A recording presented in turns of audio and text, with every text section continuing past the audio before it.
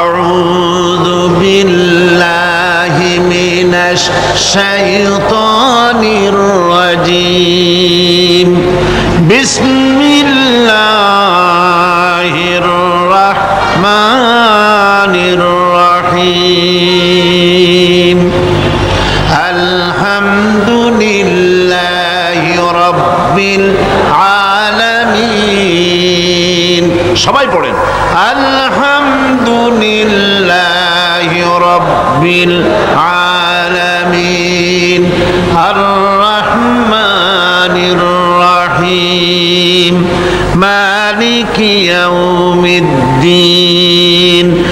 ইয়্যাকা না'বুদু ওয়া ইয়্যাকা নাস্তাঈন ইহদিনাস সিরাতাল মুস্তাকিম সিরাতাল লাযীনা আন'আমতা আলাইহিম গায়রিল মাগদুবি আলাইহিম ওয়ালাদ-দাল্লিন।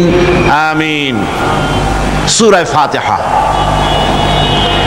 কোরআনে কারীমের সর্বপ্রথম একটি পূর্ণাঙ্গ সূরা যেটি, সেই সূরাটির নাম হচ্ছে সূরা ফাতিহা।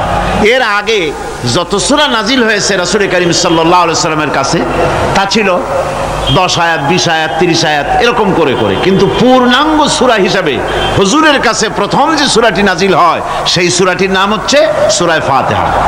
আর এই ফাতিহার এটা গ্রন্থের প্রারম্ভিকা হিসাবে রাখা হয়েছে বলে এই সূরাটির নাম হচ্ছে আল ফাতিহা, সূরাতুল ফাতিহা অথবা ফাতিহাতুল কিতাব। যার সাহায্যে কোনো জিনিসকে উদ্বোধন করা হয়, শুরু করা হয়, সেটার নাম হচ্ছে ফাতিহা। সূরা ফাতিহার একটা নাম না, বরং এর অনেকগুলি নাম আছে। সূরা ফাতিহার কম বেশি 22টি নাম পাওয়া যায়, আবার তাফসিরে রুহুল মানিতে এর 40টি নাম বলা হয়েছে। সূরা ফাতিহা অত্যন্ত ফজিলতপূর্ণ একটি সূরা, বরকতপূর্ণ সূরা। এই সূরাটির এক নাম হচ্ছে ফাতিহাতুল কিতাব, মানে হচ্ছে কোরআন কুঞ্জিকা, কোরআনের চাবি অথবা কোরআন প্রারম্ভিকা। এটাকে বলা হয়েছে উম্মুল কিতাব, কোরআনের কিতাবের মা। তো মা মানে কোরআন শরীফের পেটে সূরা ফাতিহা হয়েছে তা না। আরবিতে শব্দের অর্থ হচ্ছে কেন্দ্র, সেন্টার, আসল। এই জন্যে মক্কা শরীফকে বলা হয়, কোরআনে কারীম মক্কা শরীফকে বলেছে কি উম্মুল কোরা, গ্রামসমূহের মা। সারা পৃথিবীর সমস্ত জায়গা থেকে, শহরগঞ্জ, গ্রাম থেকে লোকেরা এখানে এসে একত্রিত হয়, সেজন্য এটার নাম রাখা হয়েছে উম্মুল কোরা। আবার সেনাবাহিনীর পতাকাকে বলা হয় উম্মুন, তার মানে হচ্ছে সমস্ত সেনাবাহিনী এই পতাকার ছায়াতলে ঐক্যবদ্ধ হয়, একত্রিত হয়, সেজন্য সেই পতাকার নাম হচ্ছে উম্মুন। অনুরূপভাবে গোটা কোরআনে কারীমের মধ্যে যা কিছু আছে তা সূরা ফাতিহার ভিতরে কেন্দ্রীভূত করা হয়েছে বলে এটার নাম হয়েছে উম্মুল কিতাব। এটার নাম হয়েছে সূরাতুর রাস। রাস শব্দের অর্থ হচ্ছে মগজ। মগজ হচ্ছে মাথার কেন্দ্রস্থল, আর গোটা কোরআনে কারীমের কেন্দ্রস্থল হচ্ছে সূরা ফাতিহা। সূরা ফাতিহার আরেক নাম হচ্ছে সূরাতুল কানজ, অর্থাৎ খনি, খনির সূরা। তার মানে হচ্ছে জ্ঞান বিজ্ঞানের সমস্ত খনি আল্লাহ পাক সূরা ফাতিহার মধ্যে রেখে দিয়েছেন। সুবহানাল্লাহ ওয়া বিহামদিহি। এর আরেকটা নাম হচ্ছে সূরাতুল ওয়াফিয়া, অর্থাৎ পূর্ণত্ব প্রাপ্ত। এই সূরাটি হচ্ছে একমাত্র সূরা যা খণ্ডিত করে পড়া যায় না। কোরআন শরীফের যে কোনো সূরাকে অংশবিশেষ তেলাওয়াত করে নামাজ পড়তে পারেন, অংশবিশেষ পড়তে পারেন, কিন্তু সূরা ফাতিহা হচ্ছে এমন একটি সূরা যে সূরা খণ্ডিত করে পড়া যায় না। পড়তে হলে সবটাই পড়তে হবে, এজন্য এটার নাম হচ্ছে পূর্ণত্ব প্রাপ্ত। এটাকে বলা হয়েছে আসাসুল কোরআন, অর্থাৎ কোরআনের ভিত্তি। 30 পারা কোরআনের পূর্ণাঙ্গ ব্যবস্থা পেশ করা হয়েছে তার ভিত্তি হচ্ছে সূরা ফাতিহা। এটার নাম হচ্ছে সূরাতুল হামদ, প্রশংসার সূরা। যেহেতু সূরা ফাতিহায় আল্লাহর প্রশংসা দিয়ে ভরা, এই জন্য এটার নাম হচ্ছে সূরাতুল ফাতিহা। এর আরেকটি নাম হচ্ছে সূরাতুশ শুকর, শুকর করা, কৃতজ্ঞতা প্রকাশ করার সূরা। এই সূরাটির মধ্যে মানুষ আল্লাহ পাকের অসীম অনুগ্রহের শুকরিয়া আদায় করে বলে প্রশংসার মাধ্যমে, এই জন্য এটার নাম হয়েছে সূরাতুশ শুকর। সূরাটির না আরেকটি নাম হচ্ছে সূরাতুদ দোয়া। এই সূরাটি একটি দোয়া, একটি প্রার্থনা, আল্লাহ পাকের কাছে প্রার্থনা করা হয়, সেজন্য এটার নাম হচ্ছে সূরাতুদ দোয়া। এর আরেকটি নাম হচ্ছে সূরাতুস সুয়াল, অর্থাৎ কামনা করার সূরা, আল্লাহর কাছে চাওয়ার সূরা। এই সূরায় অনেক কিছু আছে যা আল্লাহর কাছে চাওয়া হয়। এই সূরাটি এর আরেকটি নাম হচ্ছে সূরাতুশ শিফা, অর্থাৎ প্রতিষেধক, রোগ ব্যাধি ইত্যাদি মুক্ত হওয়ার জন্য সূরা ফাতিহা। আপনারা আল্লাহর ওলিদের কাছে, ওলামাদের কাছে যে যান, পানি নিয়ে, তেল নিয়ে, কালো জিরা নিয়ে, ওনারা যা পড়ে ফু দেন, সেই গোপন কথাটা বলে দেই, সেটা হচ্ছে সূরা ফাতিহা। সূরা ফাতিহা কোন কিতাবে মুফাসসিরিন ইকরাম লিখেছেন, মুহাদ্দিসিনরা লিখেছেন যে দুরারোগ্য ব্যাধি, কোন ওষুধে ভালো হচ্ছে না, প্রতিদিন 40 বার করে সূরা ফাতিহা পড়ে পানিতে দম করে ফজরের পরে 41 দিন যদি এভাবে সেবন করে, সেই দম করা পানি দুরারোগ্য ব্যাধিও আল্লাহ পাক ভালো করে দিবেন। সুবহানাল্লাহ বিহামদি।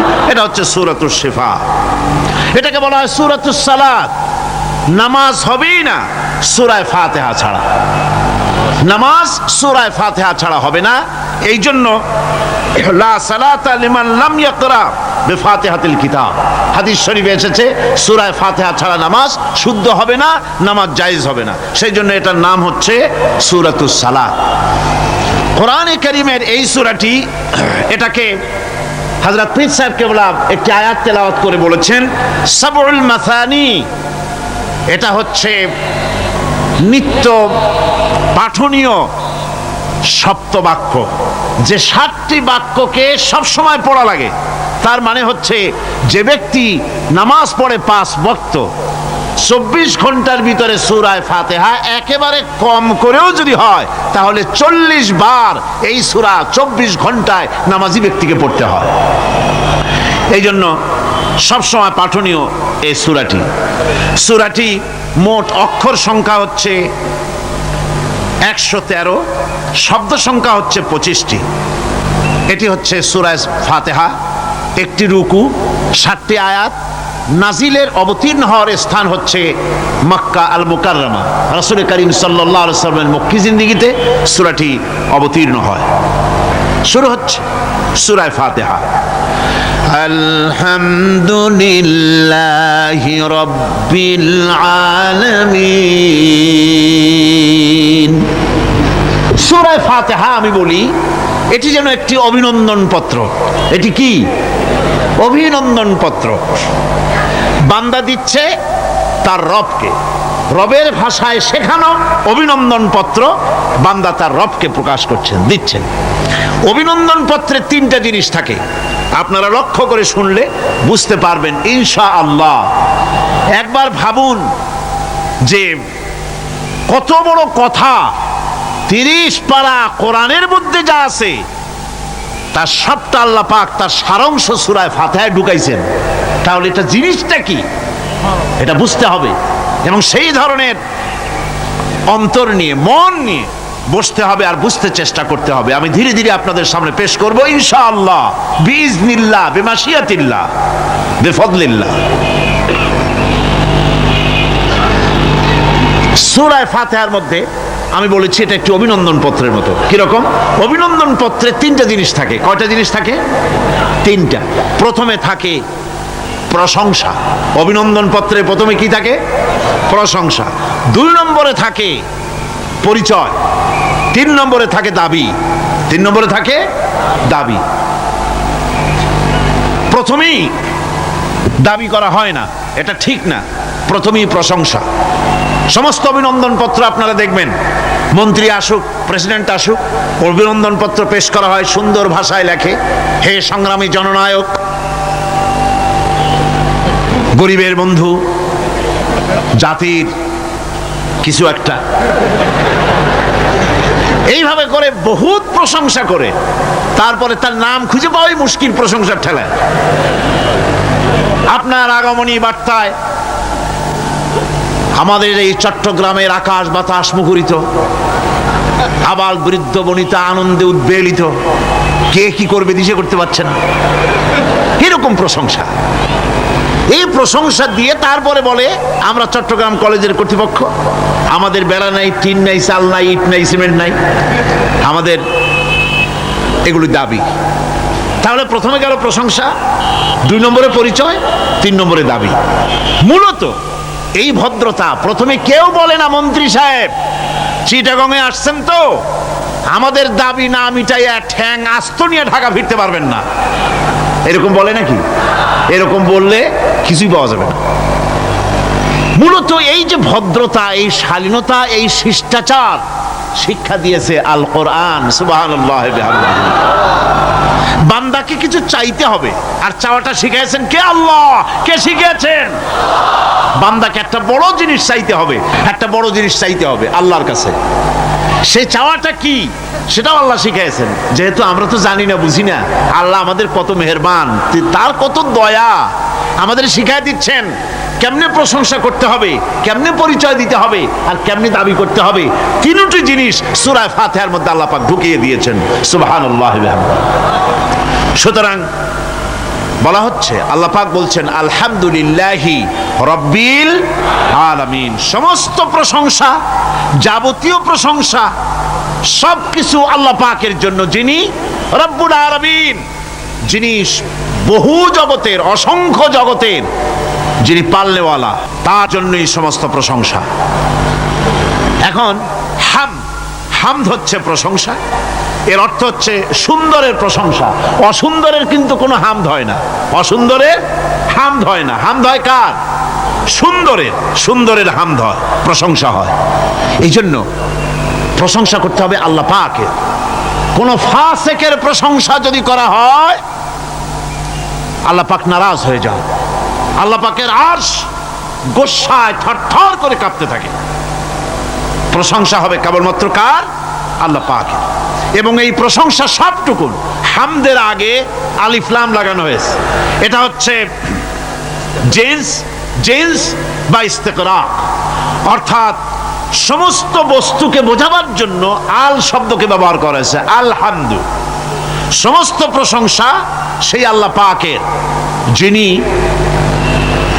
তামাম জাহানকে সৃষ্টি করেছেন এবং প্রতিপালন করেছেন। আল্লাহ রাব্বুল আলামিন বলেন, আমরা শুরু করছি সূরা ফাতিহা, অভিনন্দন পত্র দিচ্ছি, কারে দিচ্ছি? আল্লাহ পাককে দিচ্ছি। শেখানো ভাষা দিয়ে রব্বুল আলামিন বলেন, প্রশংসা করো আলহামদুলিল্লাহি রাব্বিল আলামিন। সমস্ত প্রশংসা আল্লাহ পাকের, যিনি হচ্ছেন রব, যিনি কি? রব। এখন এই রব শব্দের বাংলা অর্থ করা হয় প্রভু, লালনকারী, প্রতিপালনকারী, কিন্তু এই অর্থ যথেষ্ট নয়। কোরআনে কারিমে যে রব বলা হয়েছে তার অর্থ হচ্ছে, তার অর্থ ব্যাপক, অনেক বিশাল এর অর্থ। এ রব কাকে বলে আমি রবের সমস্ত ব্যাখ্যা করতে পারবো না, তবে অল্প কথায় এমন ভাবে বলতে চেষ্টা করব যাতে করে আপনাদের বুঝে আসবে ইনশাআল্লাহ। আমরা বলি ইনশাআল্লাহ। এখন আপনারা যদি আমাকে প্রশ্ন করেন যে অত কথা বুঝি না, এক লাইনে এক বাক্যে বুঝায় দেন রব কাকে বলে, তাহলে আমি কথাটা এইভাবে বলবো, যাহার যখন যে জিনিসের যতটুকুন প্রয়োজন তাহাকে তখন সেই জিনিস ফরিয়াদ করার আগে যিনি পৌঁছে দেন তার নাম হচ্ছে রব। এ রব হচ্ছে তার মধ্যে রুবুবিয়তের সম্পূর্ণ কোয়ালিটিতে ভর্তি আল্লাহ পাকের মধ্যে, রুবুবিয়তের কোয়ালিটি। রব শুধু সৃষ্টি করেই ছেড়ে দেন না, প্রতিপালন করেন, পূর্ণতায় পৌঁছে দেন। সুবহানাল্লাহ বলতে ইচ্ছে করে না ভাইরা? দেখেন আল্লাহ রাব্বুল আলামিন এমন রব, বাংলাদেশের কুকুর আর আমেরিকা ইউরোপের শীত প্রধান দেশের কুকুর একরকম নয়। আমাদের দেশের পশু ইউরোপ আমেরিকা শীত প্রধান দেশের পশু একরকম নয়। তার কারণ হলো আমাদের দেশে শীত কম, নাতিশীতোষ্ণ অঞ্চলের মধ্যে খানিকটা পড়ে যায়। এখানে পশুদের গায়ে কম পশম থাকলে কোনো অসুবিধা নাই। ভেড়া, ঘোড়া, কুকুর, বন্য প্রাণীকে কেউ তো কম্বল দেয় না, ল্যাপ দেয় না, রাজাই দেয় না, খাতা দেয় না, চাদর দেয় না। আল্লাহ রাব্বুল আলামিন তিনি এমন রব, শীত প্রধান দেশের পশুদের গায়ে পশম দিয়া চিরস্থায়ী কম্বল জড়ায় দিয়েছেন। এর নাম হচ্ছে রব। প্রতিপালনের পদ্ধতি কি সুন্দর করে তিনি প্রতিপালন করছেন, কি সুন্দর করে তিনি পশু পক্ষীগুলিকে তাদের আহার জোগাড় করছেন, প্রতিপালন করছে। তিনি রব, মানুষকে সৃষ্টি করেছেন, আমাদেরকে সৃষ্টি করেছেন, সব প্রয়োজন মিটাইছেন। সুবহানাল্লাহ ওয়া বিহামদিহি, সকল প্রয়োজন মিটিয়েছেন, একটা জিনিস বাদ রাখেন না। আমি এই জন্য বলি যে কোরআন হচ্ছে বিজ্ঞানের উৎস। কোরআন বিজ্ঞানের কি? বিজ্ঞানের আবিষ্কার যত বাড়বে, বিজ্ঞান চিরটা কাল কোরআনের কাছে ভিক্ষার হাত দিয়ে এতিমের মতো দাঁড়ায় থাকবে কিয়ামত পর্যন্ত। আজ পৃথিবীর বিজ্ঞানীরা বলছেন জগৎ সম্পর্কে, আমরা মনে করছি পৃথিবীটাকে, আমাদের কাছে জগৎ দুইটা। কয়টা জগৎ? একটা জগৎ হলো এইটা, ইহ জগৎ আর পরজগৎ, এছাড়া আর কিছু জানি না। এই দুইটাই জগৎ আমাদের কাছে। এখন দেখেন বিজ্ঞানীরা কি বলছে। বিজ্ঞানীরা বলছেন সৌরজগতে শুধু আমাদের সৌরজগৎটাই শেষ না, অসংখ্য সৌরজগৎ আছে মহাশূন্যে, অসংখ্য সৌরজগৎ। পৃথিবীর প্রতি 4 বিলিয়ন মানুষ যদি এক একটা সৌরজগৎ দখল করে, তাতেও সৌরজগৎ শেষ হবে না। আরো সহস্র সহস্র বিলিয়ন বিলিয়ন সৌরজগৎ আরো ফাঁকা পড়ে থাকবে। এত সৌরজগৎ আল্লাহ সৃষ্টি করেছেন। এই মহাশূন্যে বহুমাত্রিক জগতের কথা আল্লাহ পাক এখানে বলেছেন। এই পৃথিবী একটা জগৎ, এই মাটির তলে আছে আর এক জগৎ, সমুদ্রের ভিতরে আছে পানির তলার আর এক জগৎ। আর মহাশূন্য যে কি তা আপনার মাথায় শূন্য হয়ে যাবে চিন্তা করতে করতে। এই জন্য বিজ্ঞানীরা, বড় বড় বিজ্ঞানী, এরা কিন্তু নাস্তিক হয় না। বর্তমান বিজ্ঞানীরা চিন্তা করে গবেষণা করে খেই হারিয়ে ফেলছে মহাশূন্যকে দেখে। যেখানে আছে গ্যালাক্সি, যেখানে আছে মিল্কি ওয়ে, যেখানে রয়েছে অসংখ্য তারকা, এই পৃথিবীটা মহাশূন্য আল্লাহ যেভাবে তৈরি করেছেন, সেই তুলনায় এই পৃথিবী একটা মার্বেলের চাইতে খুব বেশি একটা বড় কিছু হয় বলে মনে হয় না। পৃথিবী যদি হয় একটা মার্বেলের মতো, তাহলে আমরা যে মানুষ, আমাদের অস্তিত্ব কোথায় চিন্তা করেন। এবার মহাশূন্যে চলেন, মহাশূন্য সে কি বিশাল মহাশূন্য। একটা তারকা থেকে আর একটা তারকায় যদি যেতে হয়, তাহলে সহস্র সহস্র বিলিয়ন বছরের দরকার হবে। কি বছর? এ দুনিয়ার বছর না, আলোকবর্ষ, লাইট ইয়ার। আলো চলে প্রতি সেকেন্ডে কত? 1,86,000 মাইল। এই 1,86,000 মাইলের সেকেন্ড, এর মিনিট, এর ঘন্টা, এর দিন, এর মাস, এর বছর, এই আলোকবর্ষ। সহস্র সহস্র আলোকবর্ষ পার হয়ে যাবে এক তারকা থেকে আর এক তারকায় পৌঁছানো সুকঠিন। এ ধরনের অসংখ্য তারকা আল্লাহ পাক তৈরি করে রেখেছেন। সূর্য হচ্ছে পৃথিবীর চাইতে 13 লক্ষ গুণ বড়। এরকম সূর্য বিজ্ঞানীরা এখন বলছে, আগে বলতো 1 কোটি সূর্যের চাইতে বড় তারকা, এখন বলতেছে এই রকমের পৃথিবীর চাইতে 13 লক্ষ গুণ বড় যে সূর্য, এরকম 3 কোটি সূর্য খাইয়ে ফেলাইতে পারে। এরকম সহস্র সহস্র তারকা এক একটা গ্যালাক্সির ভিতরে আল্লাহ পাক তৈরি করে গেছেন। এখন মনে হচ্ছে যে এই তারকাগুলি বড়, না, এই তারকাগুলির চাইতে আবার বড় জিনিস আছে। সেগুলি কি? সেটাকে বলা হয় ব্ল্যাক হোল। সেটাকে বলা হয় ব্ল্যাক হোল, অন্ধকার কূপ। ব্ল্যাক হোল আবার ম্যানহোল বুঝবেন না, কিন্তু ম্যানহোলের ঢাকনা চুরি হয় যেমন। তবে একটা দৃষ্টান্ত আপনি বুঝতে পারেন, রাস্তায় রাস্তায় যেমন অসংখ্য ম্যানহোল আছে, ওই রকম করে মহাশূন্যে অসংখ্য ব্ল্যাক হোল আছে, একটা দুইটা না, অসংখ্য। এই ব্ল্যাক হোল আবার দেখা যায় না, অদৃশ্য ব্ল্যাক হোল। এই ব্ল্যাক হোলগুলো কি? এগুলি কোরআনে কারীমের মধ্যে আল্লাহ পাক বলেছেন, ফালা উকসিমু বিমাওয়াকিন নুজুম, ফালা উকসিমু বিমাওয়াকিন নুজুম, শপথ সেই পতন স্থানের যেখানে নক্ষত্র সমূহ ধ্বংস হয়ে যায়, ধ্বংসপ্রাপ্ত হয়, কসম সেই স্থান সমূহের। সুবহানাল্লাহ। এই অন্ধকার কূপের, এই অন্ধকূপের কসম করছেন আল্লাহ পাক। সেই অন্ধকূপটা কি?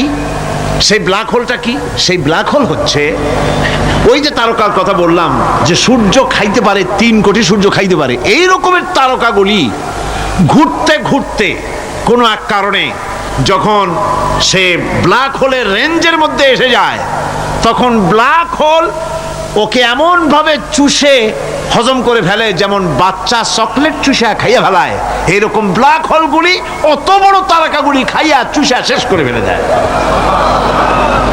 সুবহানাল্লাহ বিহামদিহি।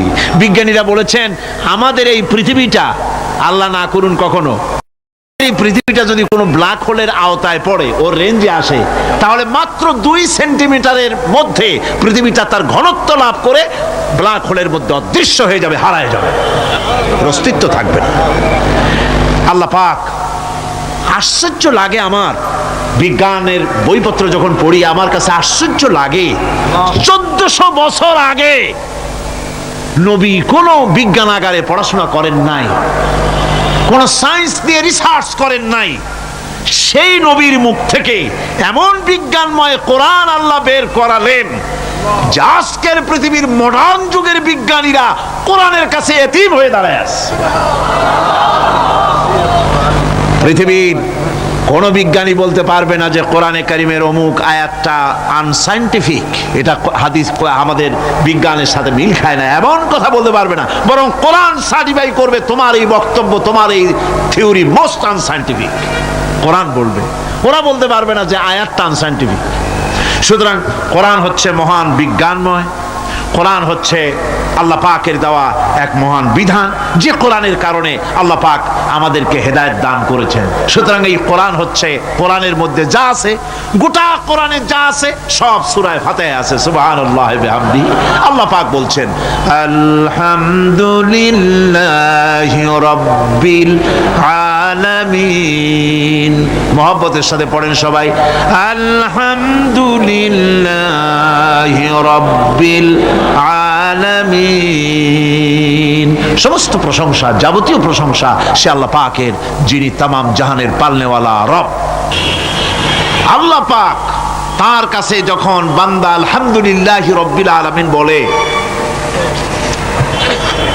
তখন প্রশ্ন হয় যে তার, যার প্রশংসা তুমি করছো, তোমরা করছো, তার কি আরো কোনো গুণকীর্তন আছে নাকি? আমরা বলি আর রহমানির রহিম, তিনি পরম দাতা এবং দয়ালু।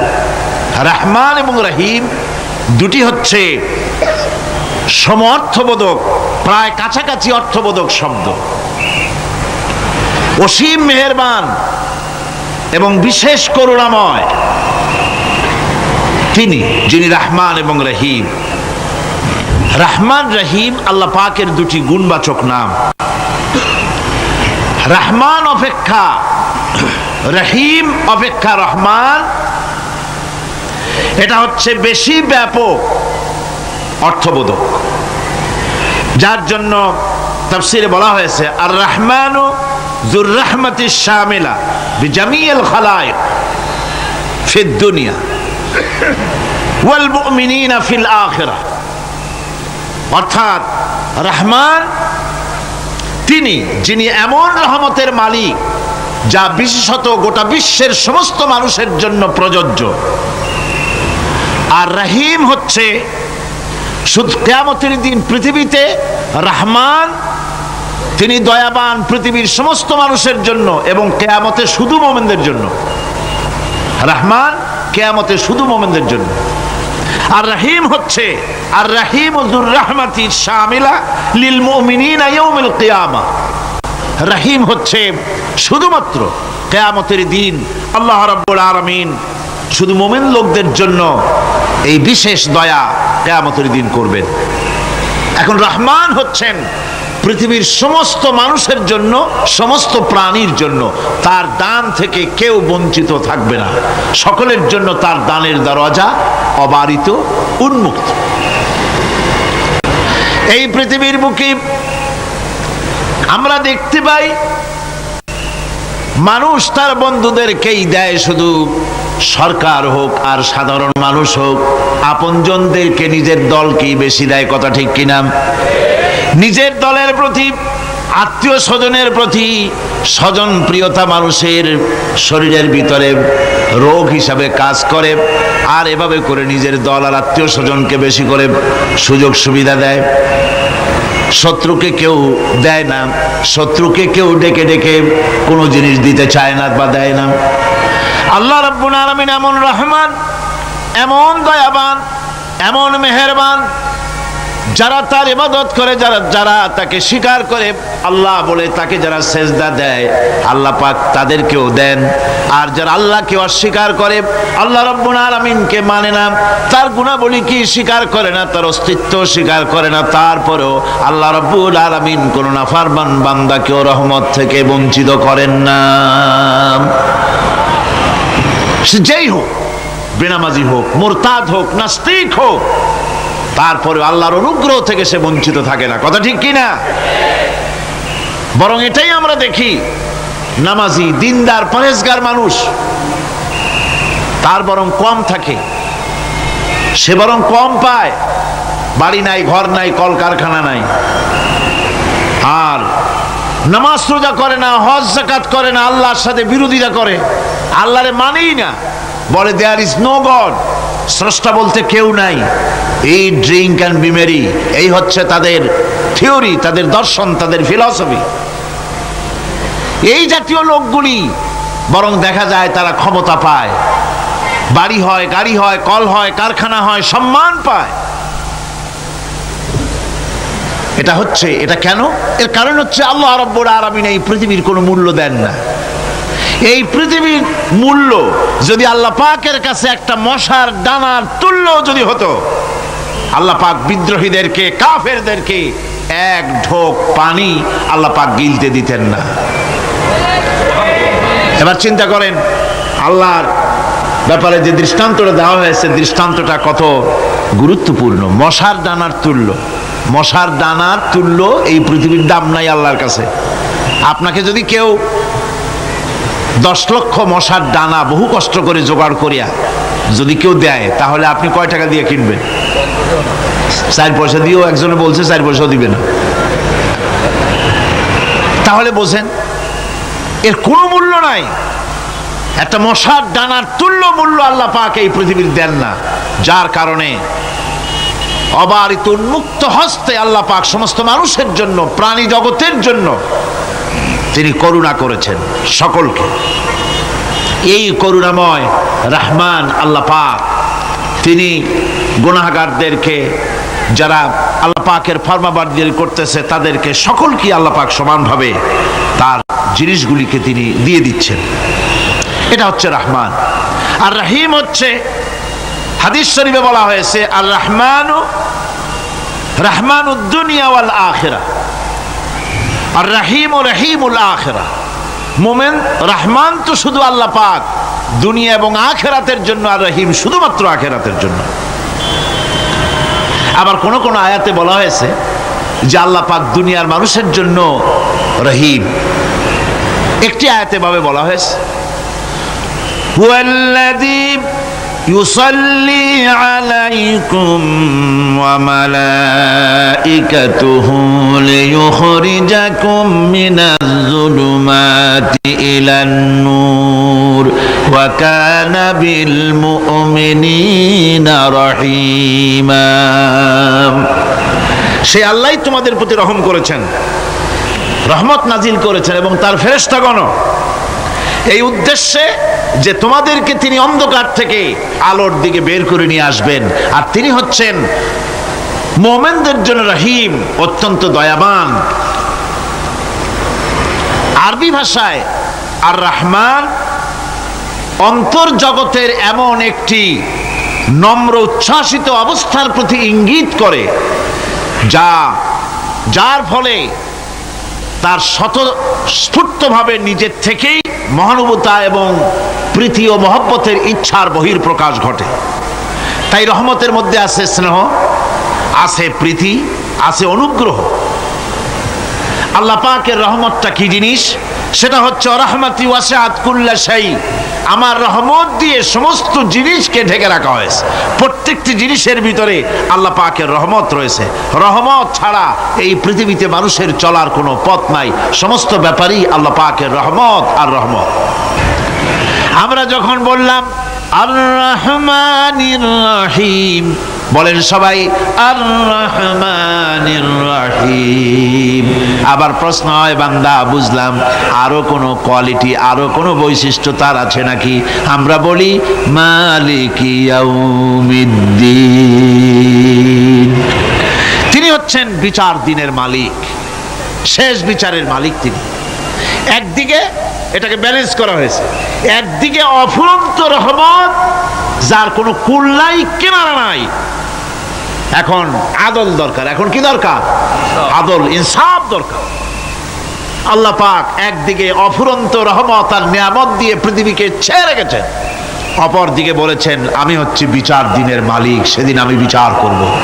সেই বিচারের ভিতরে কোনো পক্ষপাতিত্ব থাকবে না, হবে না।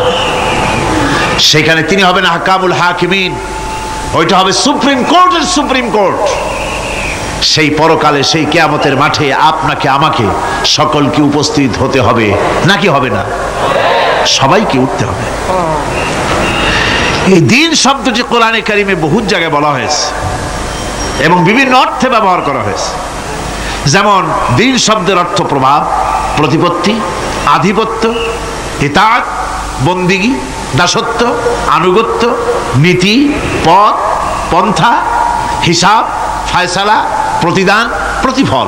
এরকম অনেক অর্থ, অনেক অর্থে দিন শব্দ কোরআনে কারিমের মধ্যে ব্যবহৃত হয়েছে। কিন্তু এখানে মালিক ইয়াউমিদ্দিন, এই দিন এখানে ব্যবহার করা হয়েছে প্রতিফল অর্থে। প্রতিফলের দিন, যেদিন প্রতিফল দেওয়া হবে, তিনি হচ্ছেন সেই দিবসের অধিপতি, সেই দিবসের মালিক।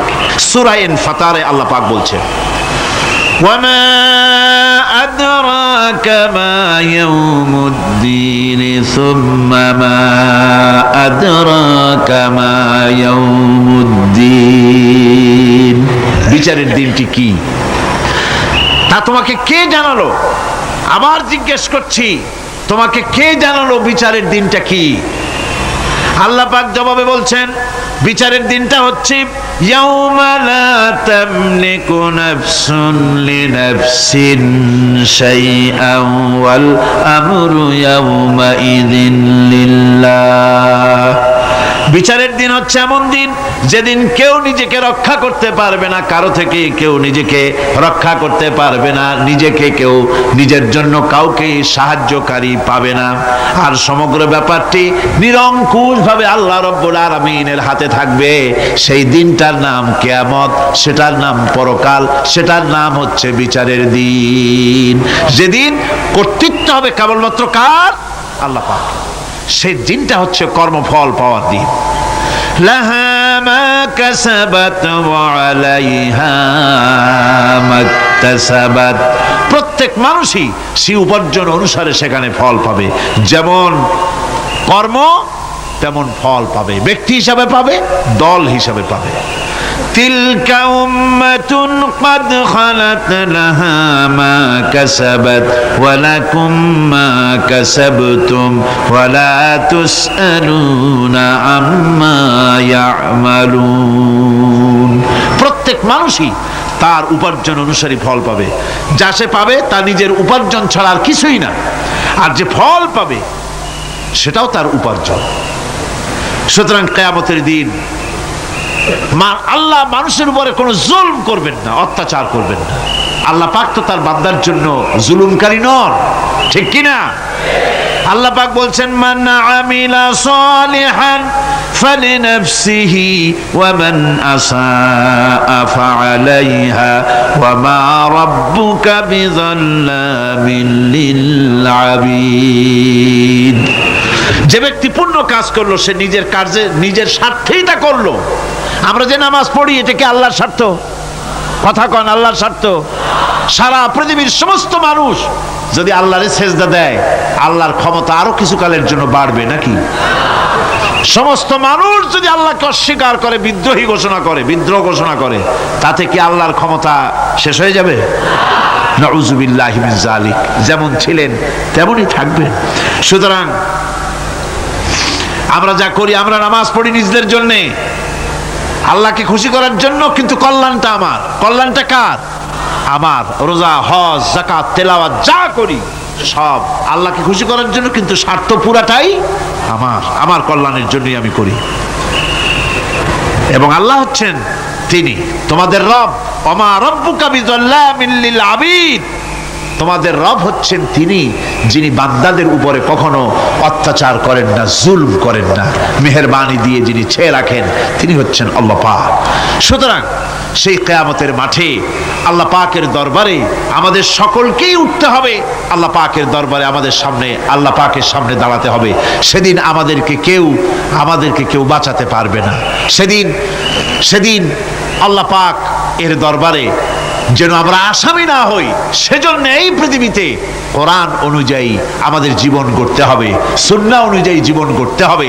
তাহলে পরকালে আল্লাহ পাকের কাছে নাজাত পাওয়া যাবে। বড় কঠিন জায়গা, বড়ই কঠিন জায়গা। এবার প্রশ্ন হচ্ছে, তোমরা যারা আমার প্রশংসা করলে তোমরা কারা? জবাবে আমরা বলছি, ইয়্যাকা না'বুদু ওয়া ইয়্যাকা নাস্তাঈন।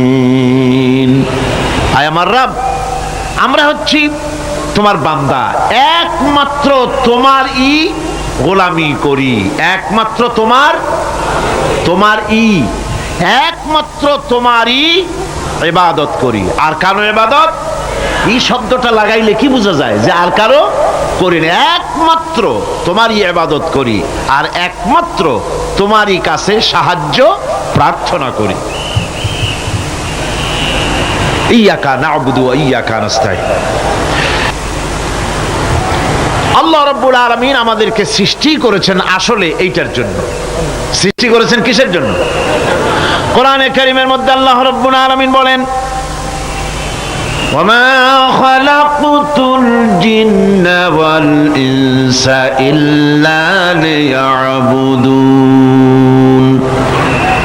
আমি মানুষ এবং জিনকে সৃষ্টি করেছি শুধুমাত্র আমার ইবাদতের জন্য, আমার গোলামির জন্য, আমার আনুগত্যের জন্য। এই ইবাদত একটি ব্যাপক অর্থবোধক শব্দ। আমরা যদি ইবাদতটা নাই বুঝি তা আমাদের মানব জন্ম হবে বৃথা। ইবাদত হচ্ছে আল্লাহর পছন্দনীয় জিনিসগুলি আমল করে তার সন্তুষ্টি অর্জন করার জন্য প্রচেষ্টা চালানো জীবনের সকল ক্ষেত্রে। এর মধ্যে ইবাদতের ভিতরে এমন এক ব্যাপক অর্থ যে এর ভিতরে নামাজ, রোজা, হজ, যাকাত, সত্য কথা, আমানতদারি, দিয়ানতদারি, প্রতিবেশীর হক আদায় করা, মাতা পিতাকে শ্রদ্ধা করা, প্রতিবেশীর হক আদায় করা, স্ত্রীর হক আদায় করা, সৎ কাজের আদেশ করা, অসৎ কাজের নিষেধ করা, জিহাদ ফি সাবিলিল্লাহ করা, এই সব কিছুই হচ্ছে ইবাদতের মধ্যে শামিল। জিকির আজগার করা, তেলাওয়াত করা, আমলে সালেহ করা, এভাবে করে আল্লাহ পাককে খুশি করার জন্য আল্লাহর নির্দেশ মাফিক কাজগুলি করা, সবটাই হচ্ছে ইবাদতের মধ্যে শামিল। প্রশংসা করেছি, পরিচয় দিয়েছি, আমরা তোমার বান্দা। এবার প্রশ্ন হচ্ছে চাও কি? পরিচয় তো শুনলাম, চাও কি? আল্লাহ রাব্বুল আলামিন আমাদেরকে শিখাই দিলেন, কত বড় মেহেরবান তিনি, কত দয়ালু তিনি। তার কাছে চাওয়ার ভাষাটাও তিনি আমাদের শিখাই দিলেন। জনে কোন সুবহানাল্লাহ। রব্বুল আলামিন আমাদের শিখালেন এভাবে চাও, ইহদিনাস সিরাতাল মুস্তাকিম সিরাতাল্লাযীনা আন'আমতা আলাইহিম গায়রিল মাগদুবি আলাইহিম ওয়ালাদ-দাল্লিন।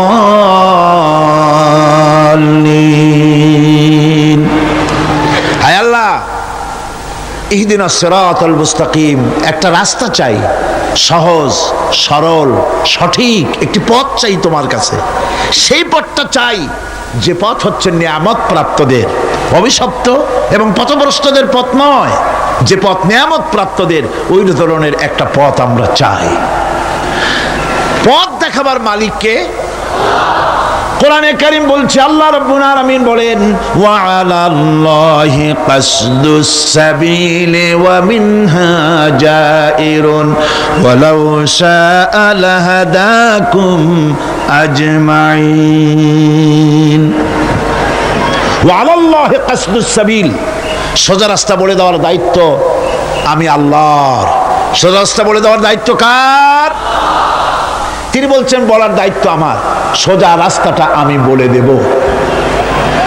আল্লাহ রাব্বুল আলামিনের কাছে বান্দা যখন রাস্তার দাবি করলো, সোজা পথ চাই, সহজ পথ একটা তোমার কাছে চাই, রব্বুল আলামিন সূরা ফাতিহার 7টা আয়াতের এই অভিনন্দন পত্রের জবাবে 30 পারা কোরআন শরীফ আল্লাহ পাক বান্দারে দান করে দিলেন।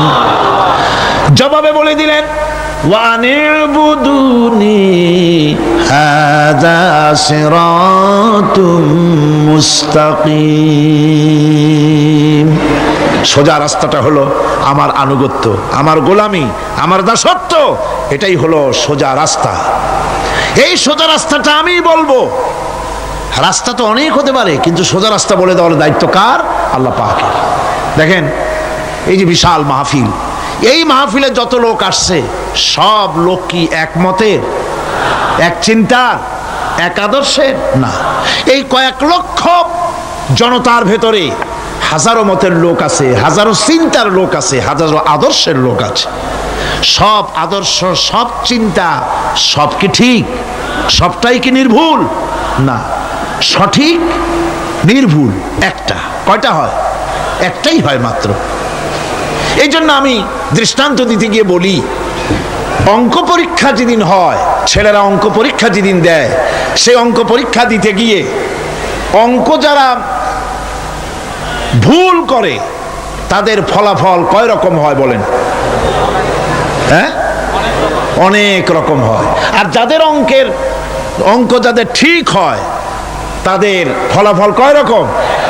একরকম। তার অর্থ কি? তার অর্থ হলো ভুলের পথ অনেক আর হকের পথ, বাতিলের পথ অনেক, ভুলের পথ অনেক, সঠিক এবং হক যেটা তার পথ হচ্ছে মাত্র একটা।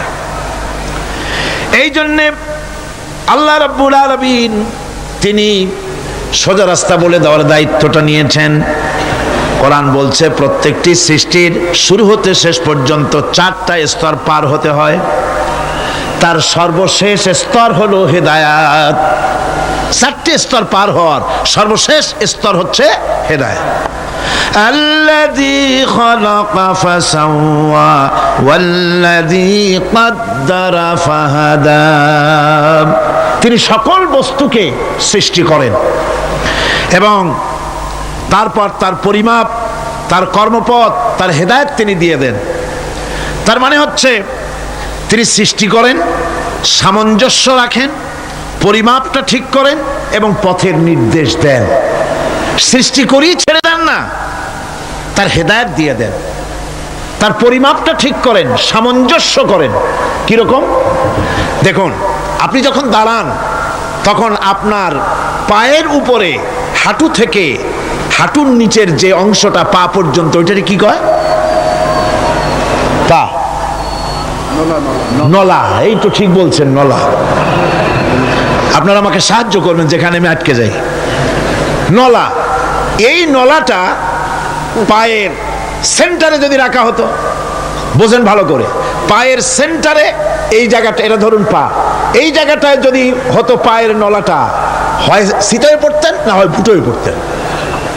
আল্লাহ পাক বলছেন শুধু সৃষ্টি করি না, সামঞ্জস্য এবং পরিমাপ ঠিক করি।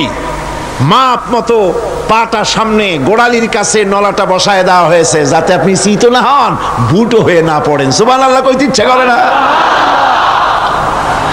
এই নলাটা যদি আঙ্গুলের দিকে আসতো আর পাটা যদি পিছনের দিকে বেশি অংশ থাকতো, যতই সামনে হাঁটতেন ততই পিছনে চলে যেতেন।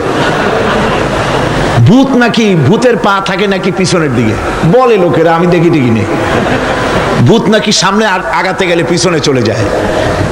এ পায়ের সামঞ্জস্যটা, অনেক কথা বলবো না, দুই একটা দৃষ্টান্ত দেব, তাতেই বুঝে ফেলবেন।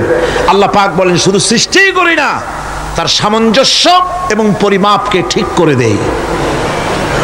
মুরগির বাচ্চা ডিমের থেকে বেরোয়, তারে যদি ওর মায়ের শুদ্ধ যদি আপনি ফালায় দেন, পানির মধ্যে ডুবে মরে যাবে, আর ওর মার চিৎকারের চোটে সারা গ্রামের মানুষ এক জায়গায় হবে।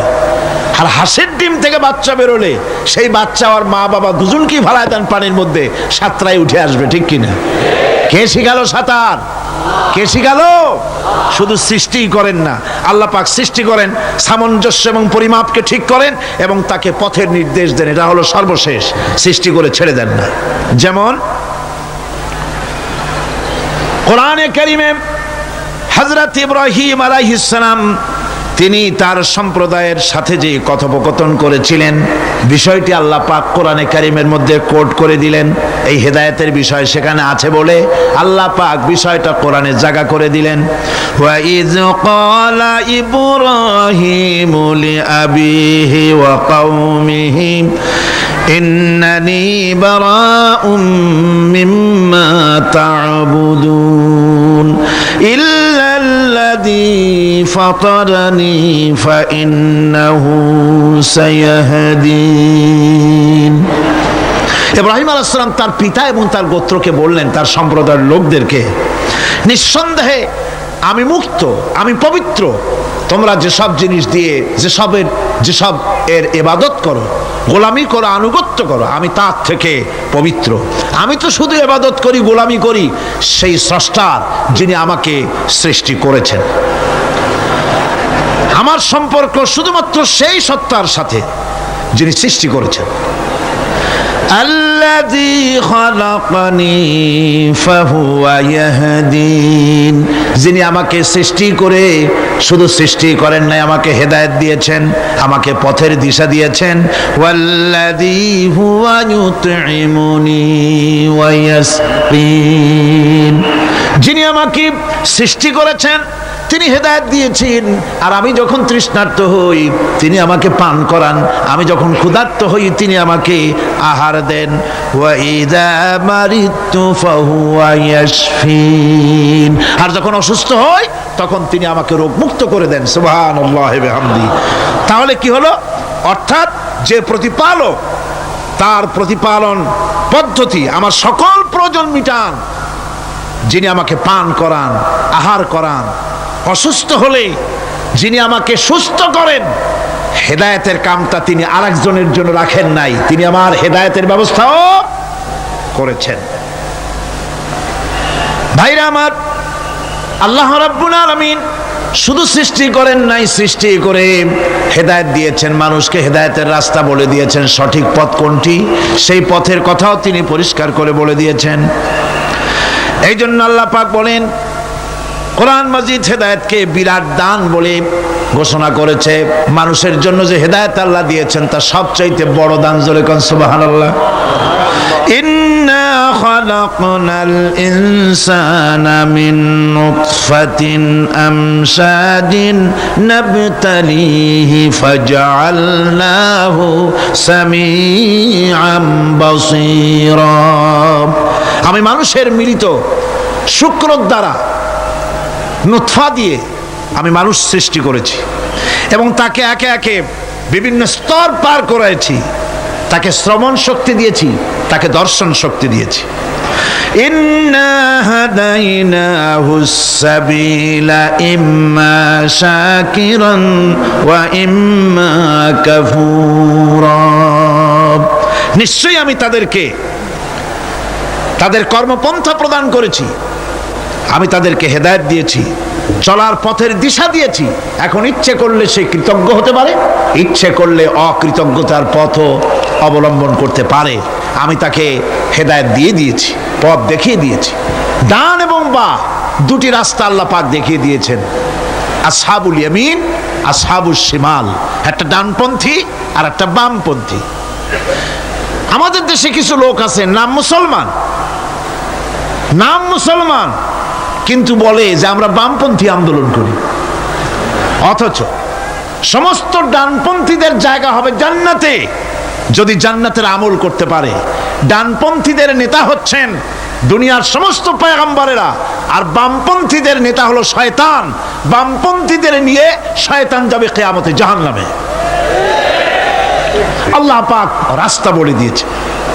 আল্লাহ রাব্বুল আলামিন বলেন, আলাম নাজআল লাহু আইনাইনি ওয়া লিসানান ওয়া শাফাতাইন ওয়া হাদাইনাহুন নাজদাইন। আমি কি তোমাদের দুটি চক্ষু দেই নাই, দেখার জন্য দুটো চোখ দেই নাই? আমি কি তোমাদেরকে কথা বলার জন্য দুটো ঠোঁট দেই নাই? এরপরে আমি কি তোমাদেরকে ভালো মন্দ বোঝার জন্য আমি কি হেদায়েত দেইনি? ভালো মন্দ সবটা বোঝার জন্য আমি তোমাদেরকে হেদায়েত দিয়েছি। সুতরাং এই হেদায়েতের রাস্তা ছেড়ে দিয়ে তোমরা নিজেদেরকে গোমরাহির মধ্যে ডুবিয়ে দিও না। আমার দেওয়া হেদায়েতের রাস্তায় নিজেদেরকে পরিচালিত করার জন্য প্রচেষ্টা করো। সিরাতুল মুস্তাকিম, এজন্য মডেল দরকার। কার অনুসরণ করব? আল্লাহ পাক শিখায় দিলেন, সিরাতাল্লাযীনা আন'আমতা আলাইহিম। পড়েন সবাই, সিরাতাল্লাযীনা আন'আমতা আলাইহিম গায়রিল মাগদুবি আলাইহিম ওয়ালাদ-দাল্লিন। আয় আল্লাহ, অনুগ্রহপ্রাপ্ত দল, সেই রাস্তা, অনুগ্রহপ্রাপ্তদের রাস্তা চাই। তোমার মনোনীত ব্যক্তি অনুগ্রহপ্রাপ্ত যারা, তাদের পথ অনুসরণ করতে চাই। এই অনুগ্রহপ্রাপ্ত দল কারা, সে কথা কোরআন শরীফে বলা হয়েছে। আল্লাহ রাব্বুল আলামিন বলেন, وَمَن يُطِعِ اللَّهَ وَالرَّسُولَ فَأُولَئِكَ مَعَ الَّذِينَ أَنْعَمَ اللَّهُ عَلَيْهِمْ مِنَ النَّبِيِّينَ وَالصِّدِّيقِينَ وَالشُّهَدَاءِ وَالصَّالِحِينَ وَحَسُنَ أُولَئِكَ رَفِيقًا। আর যে ব্যক্তি আল্লাহ এবং রাসূলের আনুগত্য স্বীকার করলো, নিঃসন্দেহে সে অনুগ্রহপ্রাপ্তদের সঙ্গী হলো। সেই অনুগ্রহপ্রাপ্ত কারা? নবীয়িন। 4 শ্রেণীর লোক। কয় শ্রেণী? বলেন সবাই, কয় শ্রেণী? নবীয়িন, সিদ্দিকিন, শুহাদা, সালিহিন। এই 4 শ্রেণীর লোক হচ্ছে আল্লাহ পাকের অনুগ্রহপ্রাপ্ত লোক। কারণ আলহামদুলিল্লাহ, এরাই হলো অনুগ্রহপ্রাপ্ত দল। এখন নবী কারা? নবী হচ্ছেন যারা নাকি আল্লাহ পাকের কাছ থেকে ওহী প্রাপ্ত হয়েছেন, নিখিল মানুষের চিরন্তন শান্তি এবং কল্যাণের জন্য আল্লাহ পাকের নিকট থেকে সত্যের বিধান লাভ করেছেন। তারাই হচ্ছেন নবী, যারা আল্লাহ পাকের কাছ থেকে ওহী প্রাপ্ত হয়েছেন। আর নবীরা হচ্ছেন মাসুম, নবীরা হচ্ছে বেগুনাহ। নবীদের কোনো ভুল নাই, নবীদের কোনো গুনাহ নাই। কোন সুবহানাল্লাহ। এই পৃথিবীর মধ্যে সুপার কোয়ালিটির মানুষ, সর্বশ্রেষ্ঠ মানুষ কারা? নবীরা। সর্বশ্রেষ্ঠ মানুষ কারা? এখানে আবার এক শ্রেণীর লোকেরা বলে যে নবীরে মানুষ কওয়া যাবে না। আছেন এমন লোক, নবীরে মানুষ কওয়া যাবে না। কেন? কেন? নবীর সম্মান কত। আচ্ছা, নবীরে মানুষ বলবো না তো বলবোটা কি? নবীরা কি ফেরেশতা? যদি ফেরেশতা বলি তাহলে কি নবীদের মর্যাদা বাড়ানো হলো? বলেন আপনারা, বাড়ানো হলো? তাহলে নবীদেরকে কি বলবো? তারা কি জেন? যদি জেন বলি তাহলে তাতে কি মর্যাদা বাড়বে? সবচাইতে মর্যাদা বেশি কার? মানুষের। সুতরাং এক শ্রেণীর লোকেরা খামোখাই আলেম নামধারী লোক অথচ নবীকে মানুষ বলতে রাজি না। কোরআনে কারীম সাফ করে আল্লাহ পাক পরিষ্কার করে বলেছেন, قل إنما أنا بشر مثلكم يوحى إلي أنما إلهكم إله واحد। নবী বলুন, আমি তোমাদের মতো মানুষ, আমার উপরে ওহী আসে। ইন্নামা আনা বাশারুম মিসলুকুম, তোমাদের মতো মানুষ। একটু ভালো করে বিষয়টা বোঝেন। আরো বলেছি আমি, আজকে আবার স্মরণ করায় দেই। আল্লাহ শিখাই দিচ্ছেন, বলুন আমি তোমাদের মতো মানুষ, ফেরেশতা নই, জিন নই, আমার কাছে ওহী আসে। পার্থক্য এখানে। তবে আরো পার্থক্য আছে, সেটা হচ্ছে আমরা হচ্ছি সাধারণ মানুষ, নবীরা হচ্ছেন অসাধারণ মানুষ। সুবহানাল্লাহ। আমরা হচ্ছি মানব, রাসূল আল্লাহর পয়গম্বররা হচ্ছেন মহামানব। কথা বুঝে আসছে? তার মানে হলো আমরা সাধারণ মানুষ। সাধারণ মানুষেরা গুনাহ করতে পারে, ভুল করতে পারে, সব রকমের গুনাহ করতে পারে। নবীরা কোনো গুনাহ করতে পারেন না। আল্লাহ পাক তাদের দিয়ে গুনাহ করান না। আল্লাহ পাক ফেরেশতা দিয়ে, আপন কুদরত দিয়ে নবীদেরকে হেফাজত করেন। সুবহানাল্লাহ। সুতরাং এই কথা বিশ্বাস করতে হবে, সমস্ত নবীরা হচ্ছেন মানুষ। নবীদের আদর্শই কেবলমাত্র আদর্শ, সেই আদর্শকেই গ্রহণ করতে হবে, তাকেই একমাত্র নেতা হিসাবে গ্রহণ করতে হবে। আমার নেতা বলতেও রাজি না। মুশকিল কি এক জায়গায়? কয় যে নেতা বলা যাবে না কেন? কয় যে ওই যে মানুষেরা বলে, স্লোগান দেয়, আমার নেতা, তোমার নেতা, অমুক তমুক, হ্যান ত্যান। তো এগুলির সাথে নবীরে মিশানো এটা ঠিক না। তাছাড়া নবীরে নেতা কব না, কবটা কি? নবী কি হয় নেতা হবে, না হয় অনুসারী হবে, এর বাইরে তো কিছুই নাই। হয় ইমাম, না হয় মুক্তাদি। বাইরে কি? বাইরে তো নাই কিছু। সুতরাং নবী কি মুক্তাদি হবে? নবী কি অনুসারী হবে? নিশ্চয়ই হাজার বার নবী হচ্ছেন ইমাম, নবী হচ্ছেন নেতা। আমরা যখন আরবিতে বলি, ওনারা নিজেরাও আরবিতে বলেন, তখন কোনো আপত্তি হয় না। আল্লাহুম্মা সাল্লি আলা সাইয়্যিদিনা মুহাম্মদ। সাইয়্যিদিনা মানে হচ্ছে আমাদের লিডার, আমাদের নেতা। সাইয়্যিদিনা যখন বলে তখন আপত্তি করে না, কিন্তু আমাদের নেতা বললেই আপত্তি করেন। বাংলা ভাষা, বাংলাদেশি মানুষ হইয়া বাংলা ভাষার প্রতি এই গভীর জ্ঞান দেখলে দুঃখই হয়। বন্ধুগণ, মনে রাখতে হবে, নবী হচ্ছেন মাসুম, বেগুনাহ এবং নেতা। আর মুহাম্মদ সাল্লাল্লাহু আলাইহি ওয়াসাল্লাম হচ্ছেন বিশ্ব নেতা, এতে কোনো সন্দেহ নাই। এই নবীর অনুসরণ করতে হবে। সিদ্দিকিন হচ্ছে সত্যকে যারা উদার, উন্মুক্ত, অকুণ্ঠ চিত্তে, দ্বিধাহীনভাবে যারা গ্রহণ করেছে, এর বিপরীত যারা করেই নাই, তারাই হচ্ছেন সিদ্দিকিন। হযরতে, যেমন একটা দৃষ্টান্ত, হযরতে আবু বকর সিদ্দিক রাদিয়াল্লাহু তাআলা আনহু মেরাজ থেকে হুজুর ফিরে এসেছেন সকালবেলায়, ফজরের নামাজ পড়ে বসেছেন কাবা শরীফে, তিনি বসে আছেন। তো তখন আবু জাহেল এসে বলছে, মুহাম্মদ সাল্লাল্লাহু আলাইহি ওয়াসাল্লাম, প্রত্যেক দিনই তো নতুন নতুন কথা কও, আজকে কোনো নতুন কথা আছে? হুজুর বলেন, হ্যাঁ নতুন কথা আছে। কি? বলে, এই তো শেষ রাত্রে জিবরাইল আসছিল, আমারে নিয়ে গেল বাইতুল মুকাদ্দাসে, জেরুজালেমে গিয়ে নামাজ পড়লাম, ওইখান থেকে মহাকাশ পাড়ি দিলাম, 7 আকাশ পাড়ি দিলাম, সিদরাতুল মুনতাহা গেলাম, আরশে আজিম ভ্রমণ করলাম, আল্লাহর সাথে কথা কইলাম, জান্নাত জাহান্নাম দেখলাম, তারপরে আবার এই আয়েশা নামাজ পড়িয়া তোমাদের সাথে কথা বলতেছি।